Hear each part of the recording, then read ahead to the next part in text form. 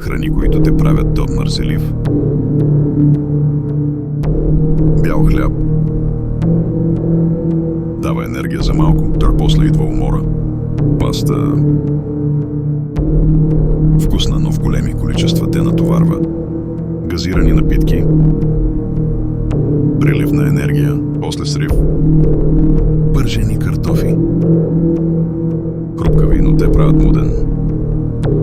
Сладкиши. Захарта е кратка радост, после идва спад. Червено месо тежко за храносмилане, да носи умора. Алкохол отпуска, но бързо идва сънливост. Сирене вкусно е, но в повече ще забавя. Коя от тези храни най-много те прави мързелив? Пиши в коментарите.